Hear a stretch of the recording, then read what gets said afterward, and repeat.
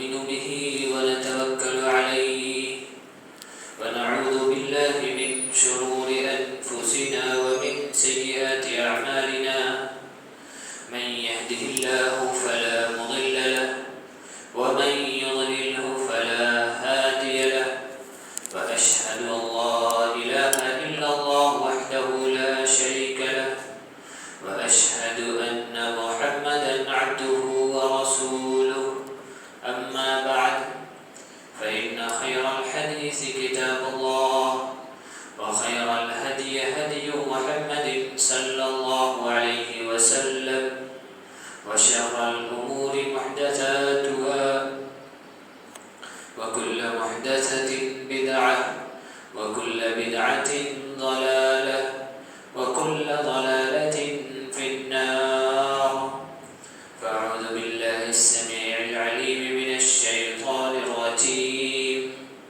بسم الله الرحمن الرحيم قاف والقرآن المجيد بل عجبوا أن جاءهم منذر منهم فقال الكافرون هذا شيء عجيب أإذا متنا وكنا ترابا ذلك رجع بعيد قد علمنا ما تنقص الأرض منهم وعندنا كتاب حفيظ بل كذبوا بالحق لما جاءهم فهم في أمر مريج أفلم ينظروا إلى السماء فوقهم كيف بنيناها وزيناها وما لها من فروج والأرض مددناها وألقينا فيها رواسي وأنبتنا فيها من كل زوج بهيج تبصرة وذكرى لكل عبد منيب ونزلنا من السماء ماء مباركا فأنبتنا به جنات وحب الحصيد وقال تعالى يا أيها الذين آمنوا كتب عليكم الصيام كما كتب على الذين من قبلكم لعلكم تتقون وقال النبي صلى الله عليه وسلم من صام رمضان إيمانا واحتسابا غفر له ما تقدم من ذنبه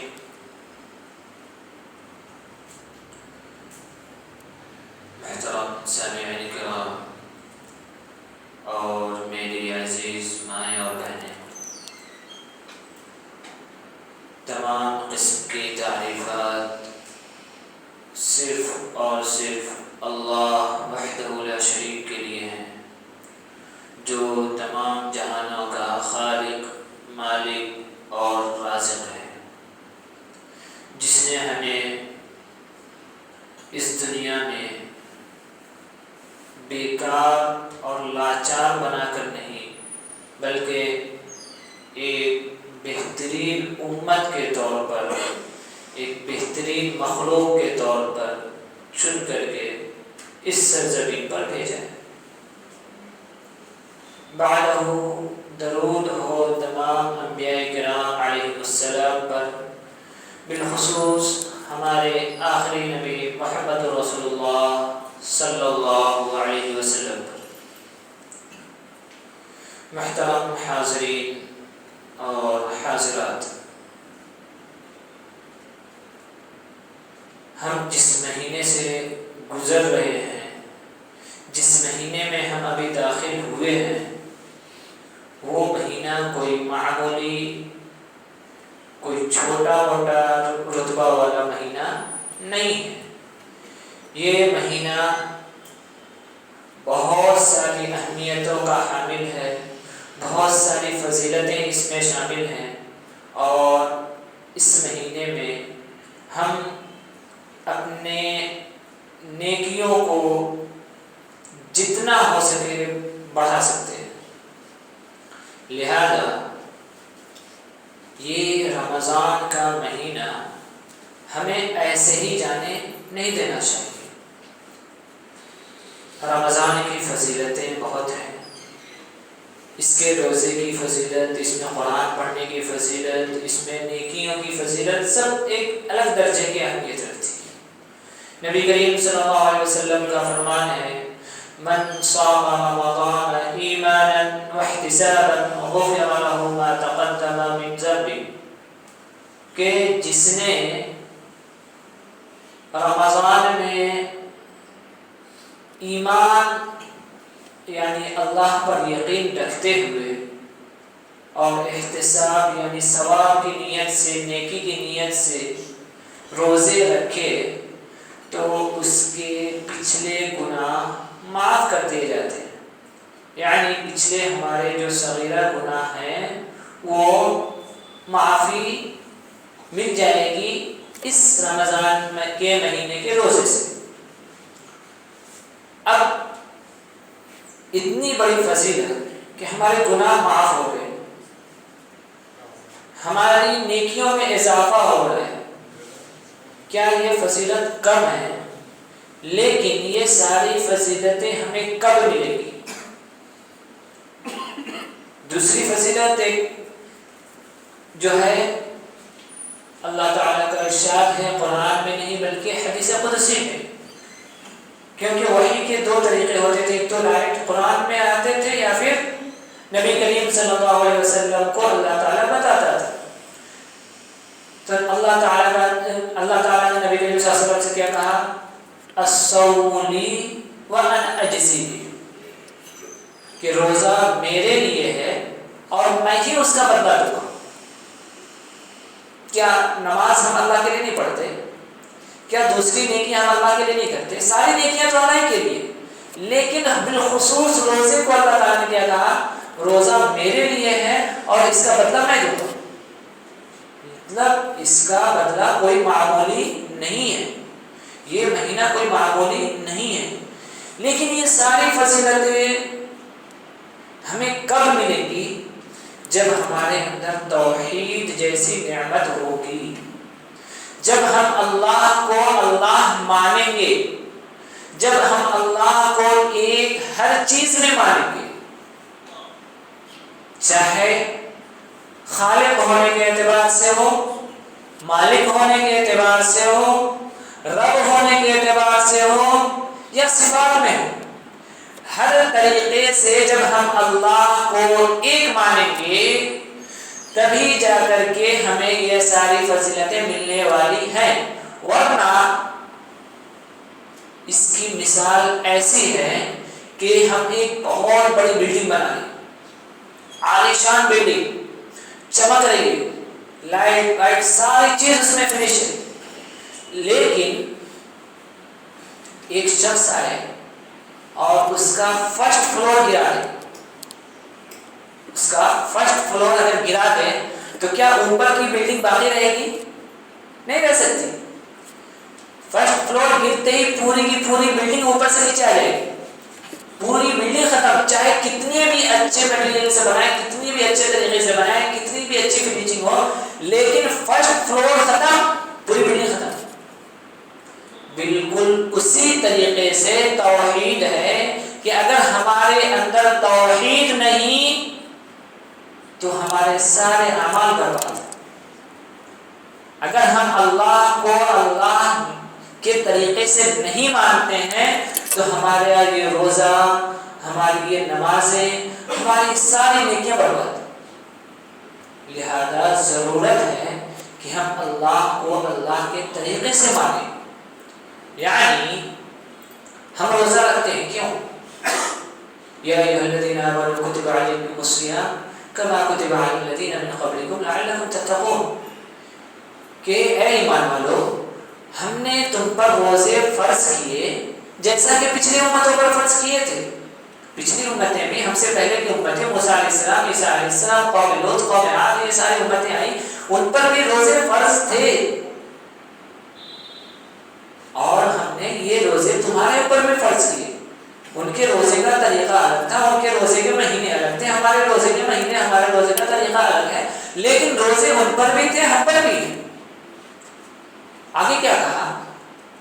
کیوں فرض کیے؟ تاکہ تم اللہ سے ڈرنے والے بن جاؤ، تاکہ تم اللہ سے ڈرنے والے بن جاؤ۔ آج ہم اپنے ایمان کا محاسبہ کریں، کیا اللہ کے جیسا ڈر، اللہ سے جیسے ہمیں ڈرنا چاہیے وہ ڈر ہے ہمارے اندر، یا پھر اس جیسا ڈر ہم کسی اور سے رکھتے ہیں؟ جیسے ہمارے گھر میں ہلکی مصیبت آئی، کوئی پریشانی آئی، ہمارا ایمان اتنا کمزور ہے کہ ترنت درگاہوں پہ بھاگتے ہیں، قبروں پر جاتے ہیں، اور نہ جانے کیا کیا طریقے اپناتے ہیں، تعویذ اور بہت سارے طریقے۔ کیا ہے؟ کیا اللہ تعالی ہمارا خالق نہیں ہے؟ جب اللہ تعالیٰ کو ہم خالق مان رہے ہیں کہ اللہ تعالیٰ نے ہمیں پیدا کیا ہے، تو کیا مصیبت میں اللہ تعالیٰ ہمیں چھوڑ دے گا؟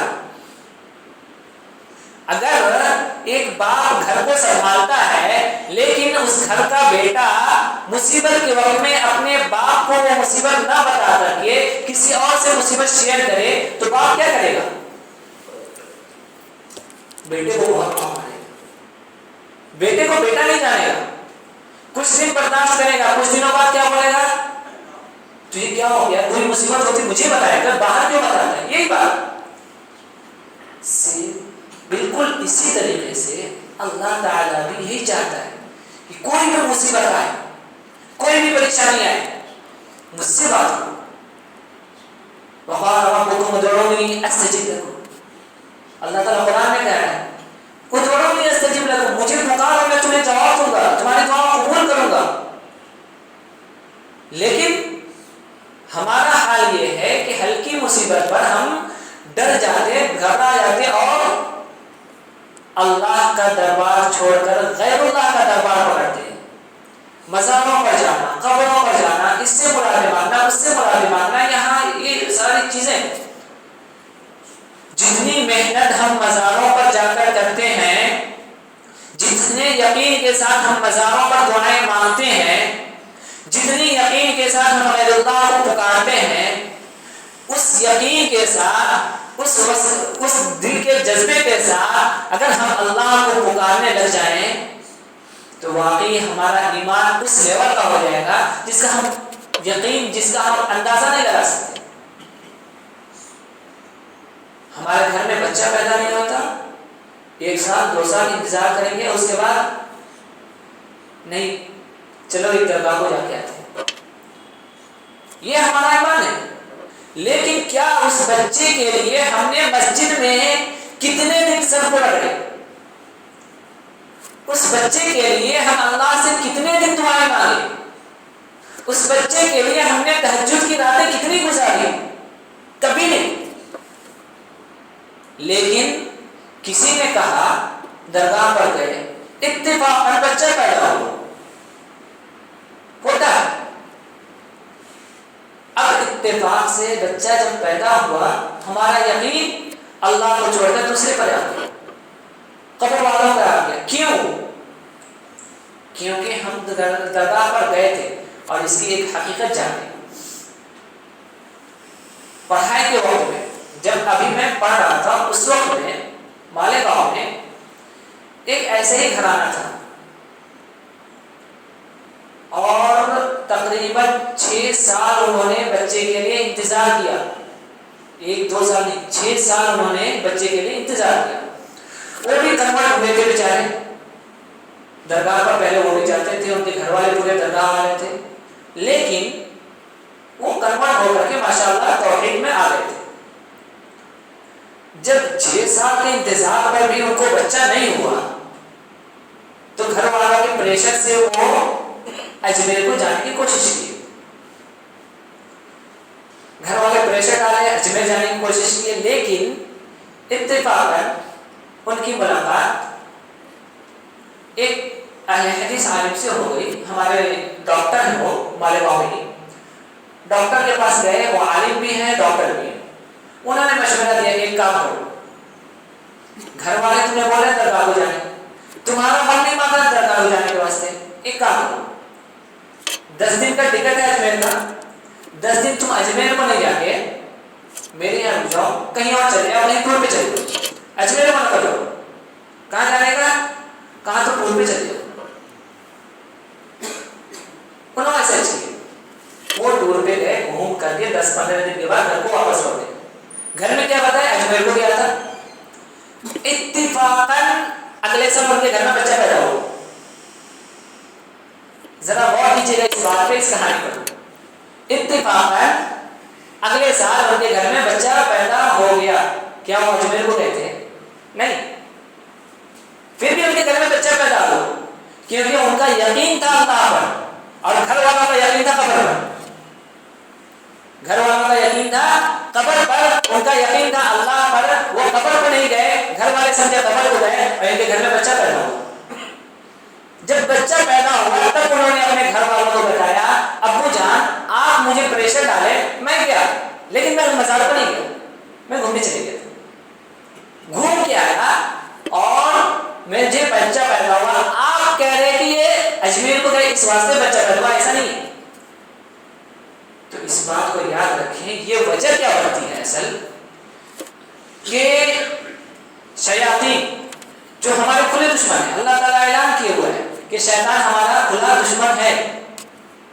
یہ شیاطین اللہ تعالیٰ جان بوجھ کر بہت ساری باتیں جو رات میں ہم ستاروں کو دیکھتے ہیں، رات میں ہم ستاروں کو دیکھتے ہیں، ستارے ٹوٹتے ہوئے ادھر سے ادھر جاتے ہوئے کبھی نظر پڑتی ہو، یہ شیاطین آسمان پر جا کر کے اللہ کی باتوں کو سننے کی کوشش کرتے ہیں، اور اللہ تعالیٰ جان بوجھ کر بہت ساری باتیں شیاطین کو بتا دیتا ہے۔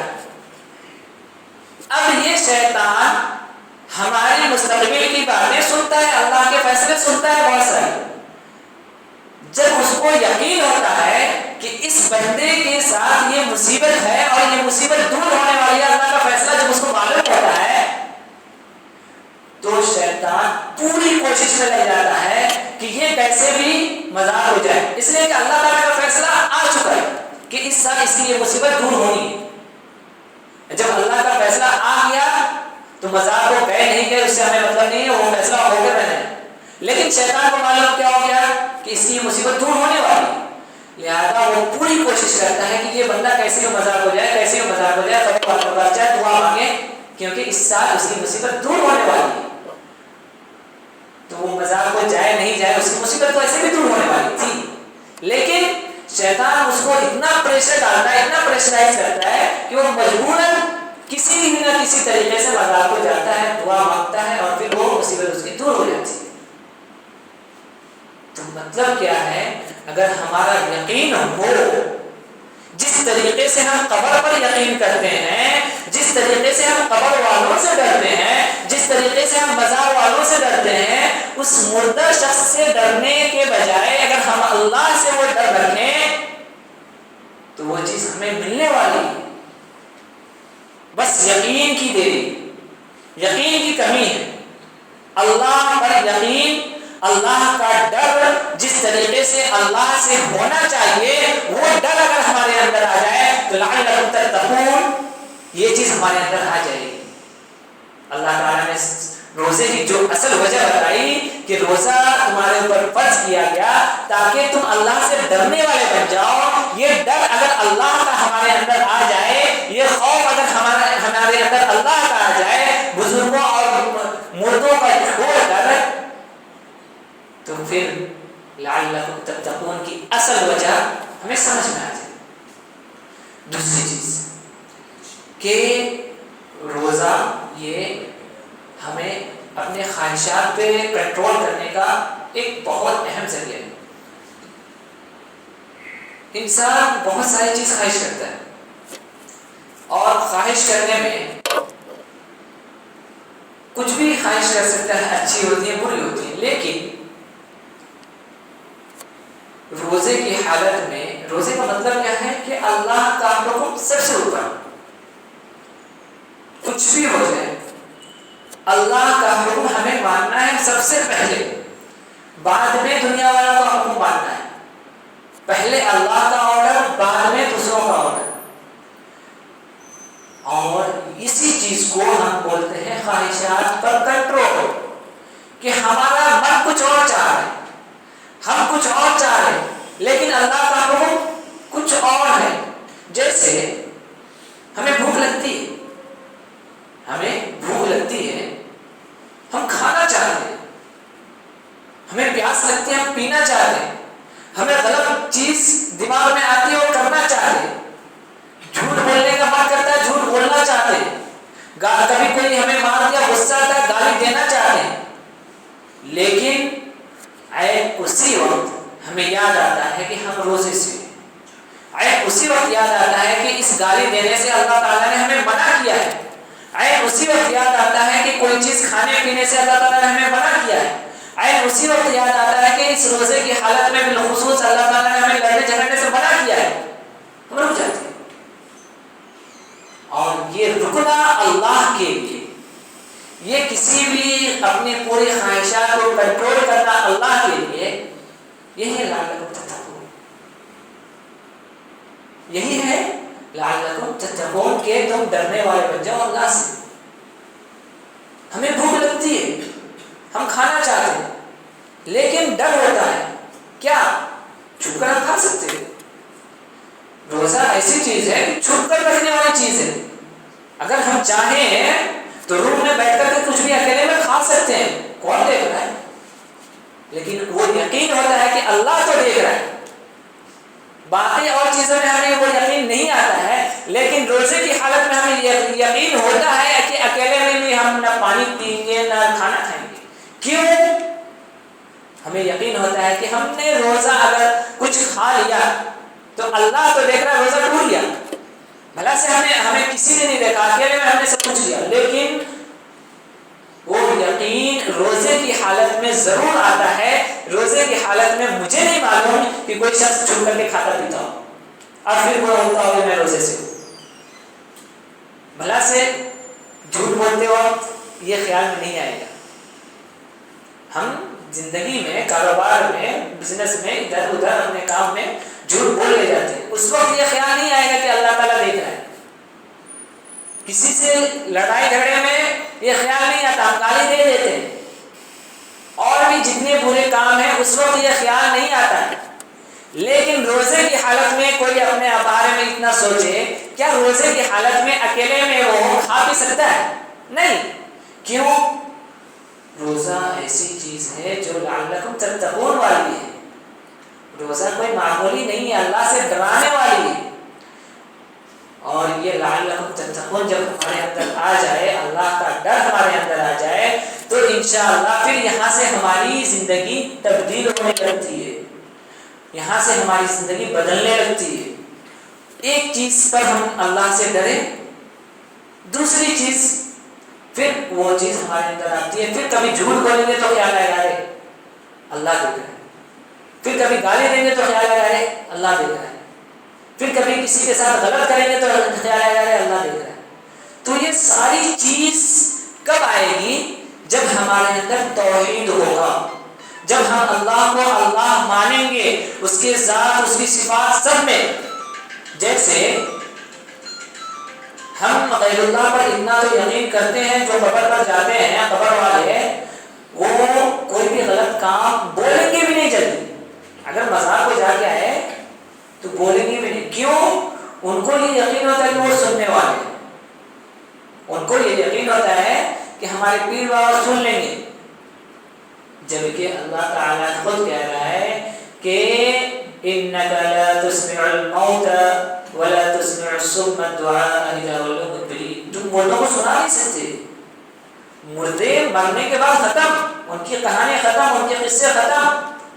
جو شخص دنیا میں مرنے کے بعد اپنا غسل نہیں کر سکتا، جو مرنے کے بعد خود سے قبرستان نہیں جا سکتا، یہاں تک کہ مرنا تو بعد کی بات ہے، جو شخص زندگی میں بیمار تھا، بیماری کی حالت میں وہ شخص پڑا، لیکن وہ اپنی بیماری صحیح نہیں کر سکا، مرنے کے بعد اتنا پاور کہ دوسری کی بیماری صحیح کر دے بیٹا۔ زندگی میں اپنی بیماری جو صحیح نہیں کر سکا، مرنے کے بعد اتنا پاور کہ دوسرے کی بیماری کو صحیح کرتا بیٹھا ہے۔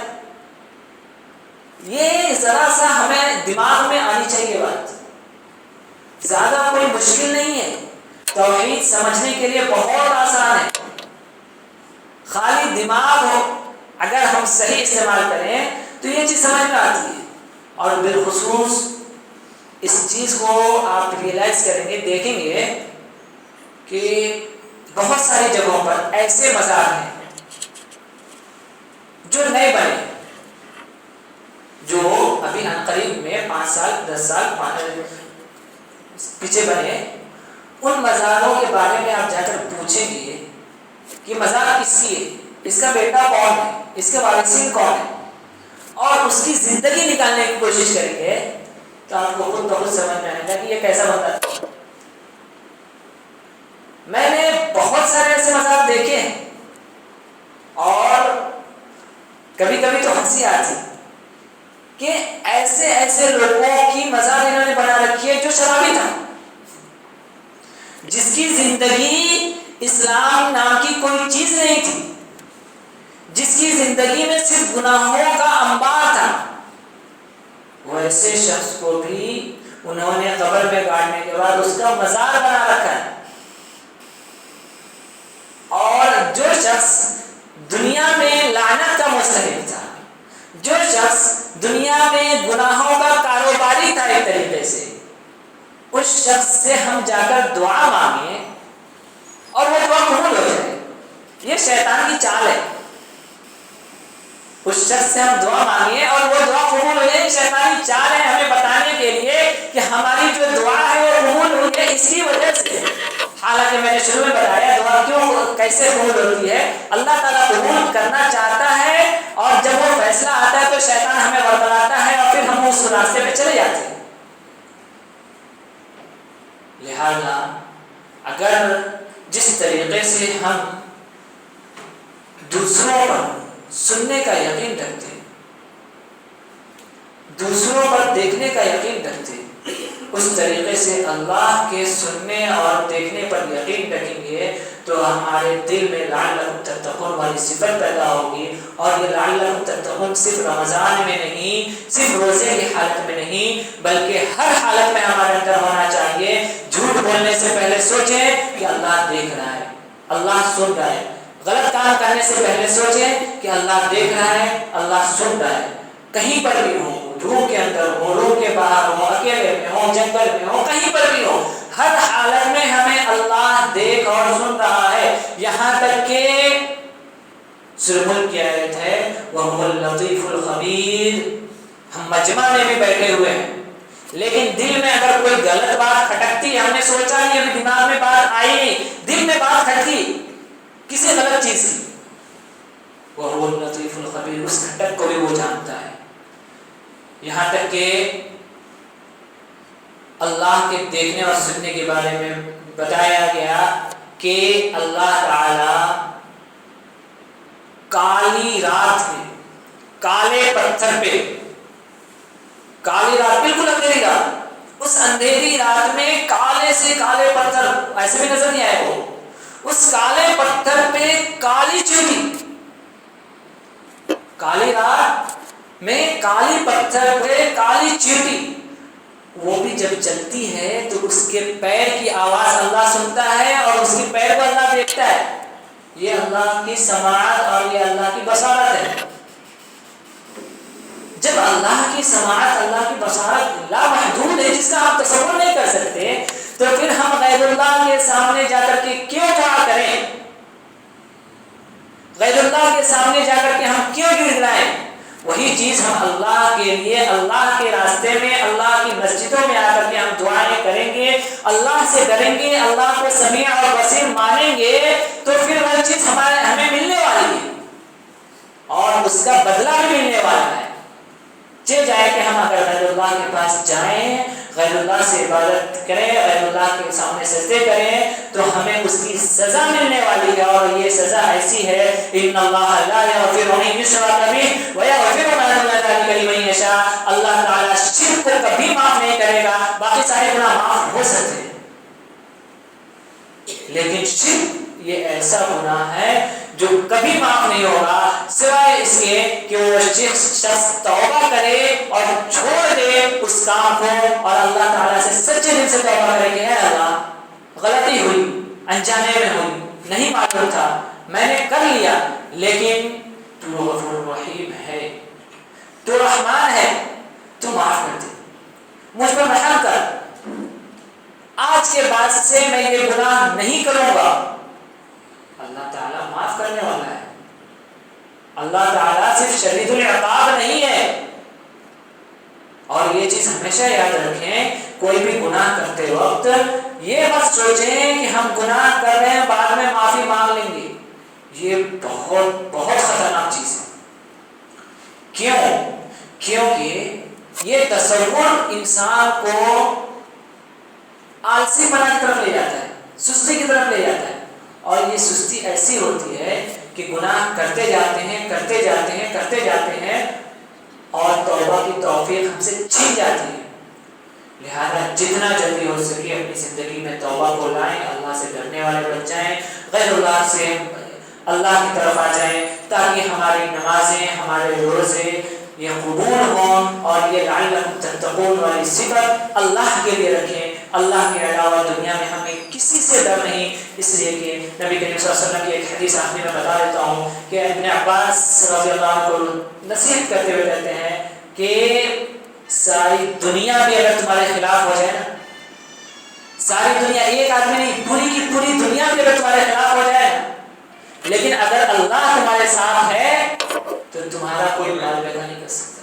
لیکن پوری دنیا اگر تمہارے ساتھ ہو جائے، پوری دنیا اگر تمہارے ساتھ ہو جائے، تمہیں کوئی نفع پہنچانے کی کوشش کرے، لیکن پھر بھی اگر اللہ تمہارے ساتھ نہیں ہے تو تم کہیں بھی نہیں رہو، تم برباد ہو جاؤ۔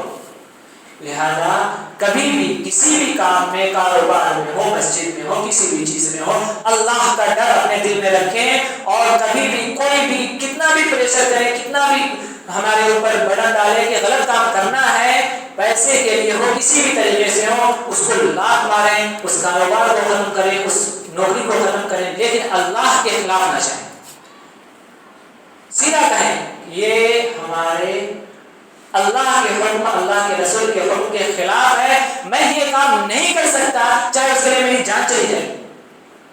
اسی لیے نبی کریم صلی اللہ علیہ وسلم نے فرمایا لا تشرک باللہ ان قتلت او حرقت، تم شرک کبھی بھی مت کرنا، چاہے تمہیں جلا دیا جائے، چاہے تمہیں قتل کر دیا جائے،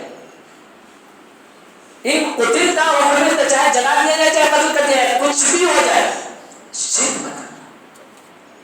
تو یہ صفت، یہ جذبہ اگر ہمارے اندر آتا ہے تو انشاءاللہ دنیا کے ہم وہ مسلمان بنیں گے جس اسلام کے بدولت حضرت عمر نے کہا تھا کہ اس اسلام کے بدولت ہمیں اللہ تعالیٰ نے دنیا میں عزت دی، جبکہ ہم ایک چرواہے تھے۔ اہل عرب اسلام کے آنے سے پہلے حضرت عمر کی، حضرت ابوبکر، جتنے صحابہ کرام ایک نارمل لوگ تھے، لیکن حضرت عمر امیر المومنین پوری دنیا میں جب اتنا چھائے، کیوں؟ وجہ یہی تھی کہ اللہ کا ڈر تھا، اللہ کا خوف تھا، اللہ کے رسول کی اطاعت تھی، اسی وجہ سے ان کو دنیا نے آج جانا، آج پہچانا، اور دنیا ان کے عدل کی مثال دیتی ہے۔ اگر ہم ایسے اسلام والے بن جائیں تو آج ہماری بھی مثال قائم ہو سکتی ہے۔ شرط یہ ہے کہ اللہ کا ڈر جیسا ہونا چاہیے، اللہ کو جس طریقے سے خالق اور مالک اور رازق ماننا چاہیے اس طریقے سے ہم ماننے لگ جائیں، انشاءاللہ وہ دن دور نہیں جو ہمیں 1400 سال پہلے لے جائے۔ 1400 سال پہلے جو اسلام کی عزت تھی، وہ اسلامی عزت آنے میں دیر نہیں لگے گی، صرف شرط ہے کہ ہم اس طریقے کے مسلمان بن کر دکھائیں، اللہ تعالیٰ ہمیں اس طریقے کی عزت دے کر دکھائے۔ اللہ تعالیٰ سے دعا ہے کہ اللہ تعالیٰ ہمیں ان سب باتوں کو سمجھنے اور اس باتوں پر صحیح طور پر عمل کرنے کی توفیق عطا فرمائے، آمین۔ بارک اللہ لنا ولکم فی القرآن العظیم ونفعني وإياكم بالآيات والذكر الحكيم، إنه تعالى جواد كريم ملك رؤوف رحيم، واستغفروه إنه هو الغفور الرحيم۔